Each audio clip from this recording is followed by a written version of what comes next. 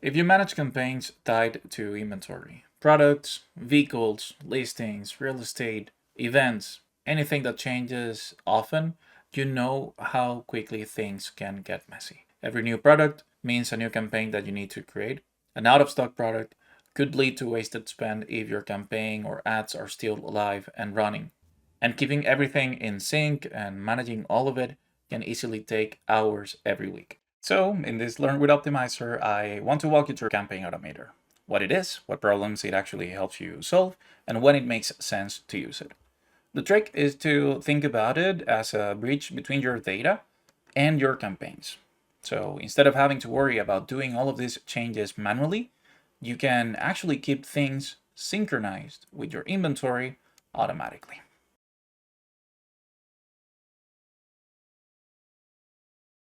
So let's look at what the problem usually looks like, right? We have on the screen a typical product feed, a typical product inventory.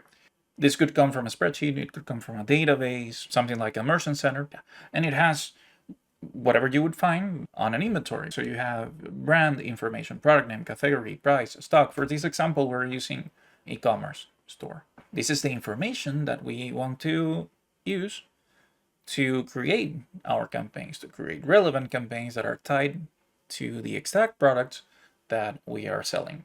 Now imagine managing campaigns like this when you have stores where products go in and out of stock every day. Managing ads, updating your campaigns, pausing things when products go out of stock is simply not sustainable. So that's exactly what Campaign Automator is designed to solve.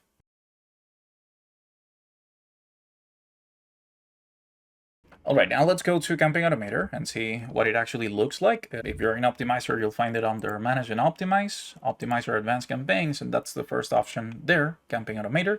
If you don't want to click through the menu, simply use the search option and you'll find it pretty quickly. Now, some clarifications on questions that we normally get about Campaign Automator. First of all, it does not replace Google Ads and Microsoft Ads. It complements your campaign creation strategy and all of the updates that it would normally entail.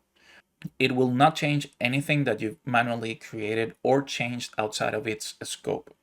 And the third point, and really important clarification, is that even after launching campaigns with Campaign Automator, you're still free to do budget optimizations and bidding optimizations on the campaigns you created with this, because it is not going to control your bids or your budgets. It's just going to configure a bidding strategy and a daily budget when it creates a new campaign, but after that, you're free to adjust it. What it does do is create campaigns, ad groups, ads, keyword, everything. It also keeps those elements up to date based on how your data changes. And again, it will only work with the things it created or anything that falls within the scope of the template that you configure.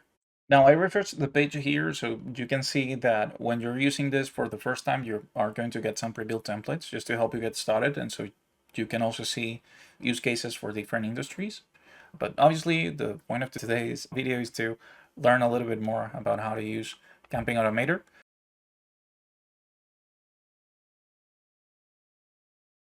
So we are going to create a template from scratch. You can also build it with help of AI, but we want to learn how to do it ourselves, right?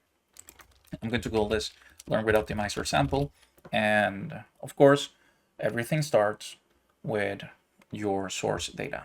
And it can be anything, a Google Sheet like the one that we have here, or it could also be, let me show you here, a merchant feed, a CSV, an XML file. And we also support other custom formats if you need. So that's a matter of just contacting either your sales manager or the support team at Optmyzr, and we'll be happy to help you check the feasibility of it. But enough of that, and let's connect the Google spreadsheet. We're going to fetch the data, and this is essentially the first time that you fetch it. We read the columns that you already have in there, and you're going to be able to use this all across the template and in the entire structure in your ad copy and all of that. Another important thing, and a question I usually get at this point, is what happens when the inventory changes? Do I have to come back to the template and fetch it again? No.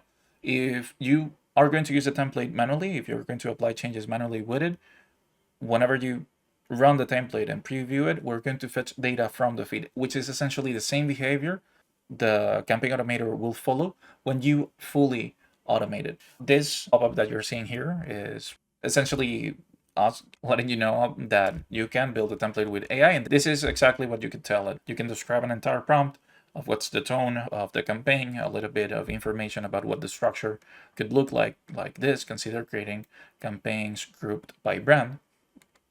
And this, again, is a nice time saver. It is actually pretty cool. I encourage you to try it if it's the first time that you're using Campaign Automator. But I don't want to take shortcuts for this session.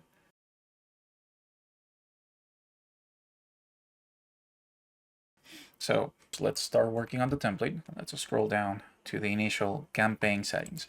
The key thing to remember here is that any column from your data source can be used in your template. Now, let's suppose that what we want to do is create a campaign for each combination of brand and product name. The first thing that you'll need to do is type in an open curly bracket like this one, and it will show you this dropdown with each of the column headers that we're reading from your data source. So we're going to select brand, and then we're going to select product name. Okay, now each row basically becomes a fully structured set of campaigns, ad groups, keywords, ads, everything. We're pulling that information directly from the feed. So what this will translate to is basically a campaign for Nike, Air Zoom, Pegasus, Adidas, Ultra Boost. Each of the possible combinations that we've got here will get its own campaign. Well, let's go back to the template now. I do want to show you here the campaign attributes. This is obviously mandatory to start running your campaigns. So in this menu, you decide if you want to launch your campaigns as enable or pause campaigns, the different campaign types. We support search, display, and DSA at the moment, networks, budgets. So here we've defined a budget of $50. This is going to be the daily budget for each and every single campaign the Campaign Automator creates. But again, don't worry. If you want to change the budget later, you're using budget optimizations, for example, or automations to change your budget, Campaign Automator will not override it with what you've added here. This is just for new campaigns, so basically a one-time setting. Just like it happens with the rest of the details that you've got in your campaign setup, your target locations, and your bidding strategy. If you want to change your target CPA later, you can do it. No problem at all. This is, again, just for launching your campaign. So let's go ahead and save that. And now let's look at a very important feature in Campaign Automator, our inventory filters.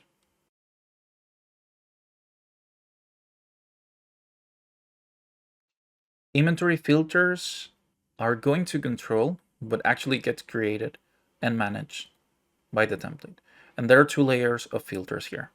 At the top level, which is what we're seeing here, you have template level or campaign level filter. It determines which items from your feed the entire template is going to work with. So you can click here, add inventory filter, and add the conditions that you need. So let's suppose that we just want to create campaigns for brand. We would do it like this, and you can continue adding other conditions. This also means that you can add or include products where stock is greater than 0 or than a specific number. So we select stock, which is a number, field type is greater than 0. So now anything that is out of stock will be automatically excluded from the entire campaign structure. Now that we've defined our first layer of inventory filters, we can start creating our ad groups where we'll find the second layer of filters. But let's create a new ad group first. And again, let's use some of that dynamic insertion of curly bracket. And let's say that we want to create ad groups for category, but not any category. Let's make this an ad group for highly rated products. You have to input max CPC. It can be anything. It actually won't matter if you're using automated bidding strategies, of course, but it is a mandatory field here for us to be able to push the information to the Google Ads or the Microsoft Ads API. And in here, you'll find the ad group inventory filters.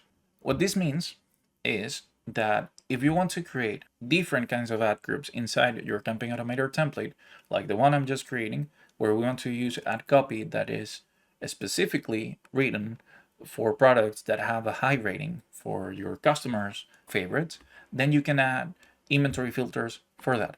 How do we do that? Again, add a new condition, and we're going to look at the rating in here, and we're going to say when number is greater than 4.5. Now that we have this, you're not just controlling what runs, you're also controlling how the entire thing is structured. And this is actually where things start to get really powerful. And my favorite part about showing you Campaign Automator is this: generating keywords and generating your ad copy.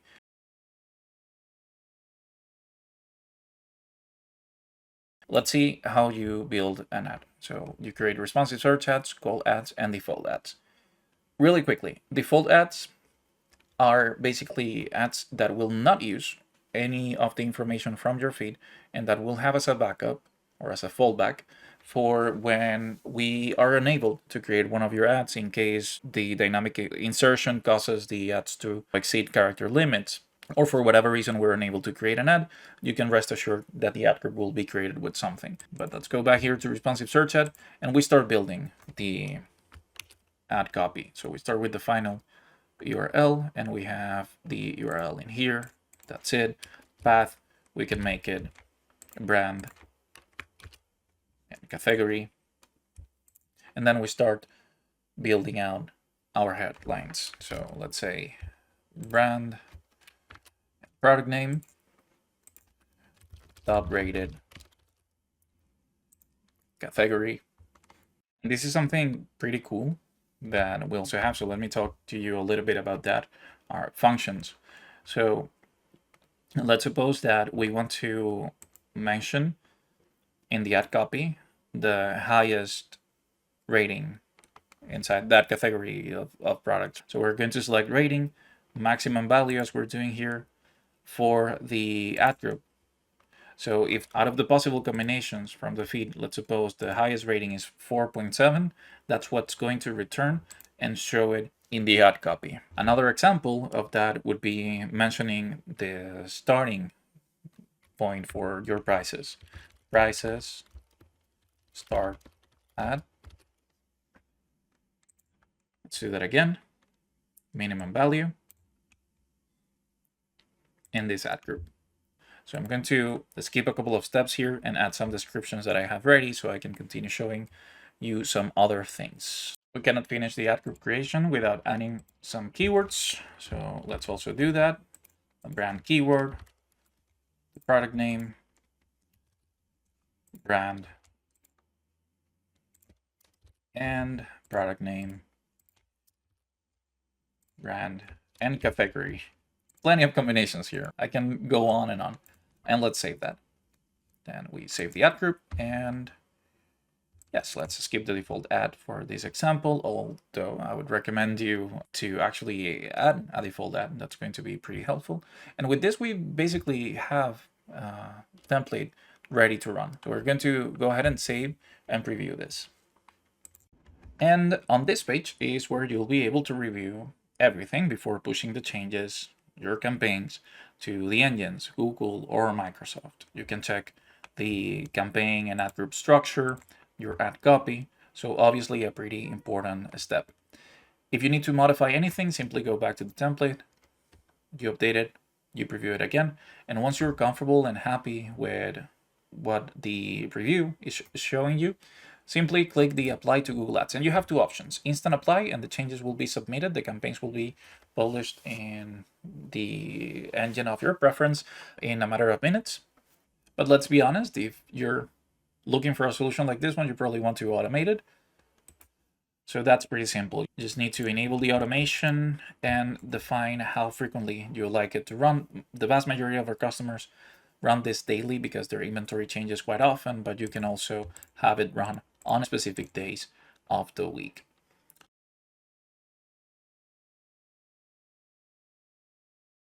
Now, a pretty common question I get here is what happens if my inventory changes? Let's suppose that the Ultra Boost model is no longer available, it no longer exists in the merchant feed, in the inventory, well, we'll simply pause it next time Campaign Automator runs. Whether you run it manually or automatically, remember that we're always going to be fetching data from that inventory, from that data source. Similarly, if something new gets added that falls within the scope of that template and meets your inventory rules, then we are going to create whatever is needed for it, whether it's a campaign, an ad group, or an ad. Because you'll be automating this, you're probably also wondering if you can monitor those automations. And the answer is yes. Here under utilities, you can go to optimization history logs or automation history logs, and it will show you the status of each of those runs and all of the changes that Campaign Automator applied for you.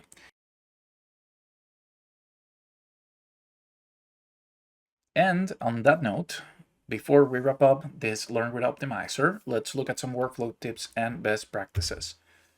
First of all, keep the inventory clean and the data consistent. I think this is the most important tip. Remember that even small changes to your formatting or your columns and how all of that is structured can end up triggering unnecessary changes. Always consider or keep in mind the attributes that you're using inside of your template, because those are the ones that your automation and your entire campaign relies on. Second, start simple and then scale. Campaign Automator allows for complex structures, and that is pretty cool. But why not start with a template like the one that we just saw, so you can start getting familiarized with the entire build out, preview it. You can always go back to the template and edit the ad copy, edit the keyword templates, add, remove things, and Campaign Automator will simply update things based on those changes next time you run it or next time the automation runs. Use filters intentionally. Keep in mind what is it exactly that you want the campaign to advertise, what you want to include in the campaign, what is it that you want to run, and how everything is going to be structured. Plan that ahead, and then it'll be much easier to know exactly what to add at the moment of defining your inventory filters. And finally, align with other automations. Just be cautious about other automations that you're running, because you don't want to cause any conflicts. If you're running scripts, automated rules, or rule engine strategies, you don't want those automations to end up pausing what Campaign Automator is creating. You don't want any kind of inconsistencies there, and that should be pretty easy to solve. But just keep that in mind. I am sure that if you keep all of these things noted, if you remember this, the implementation of your Campaign Automator templates will be successful. And that's it for this session of Learn with Optmyzr. I hope you found it helpful. Remember, if you're wondering if a specific use case is achievable with Campaign Automator, if you're stuck implementing one of these templates, or if you simply have any questions about the product, simply contact support@optmyzr.com. Our team is always happy to help. And if you're not an Optmyzr customer yet, make sure you sign up for the free trial so you can get access to try Campaign Automator and other tools for free for a couple of weeks. Take care, and thank you so much for watching this video. Bye-bye.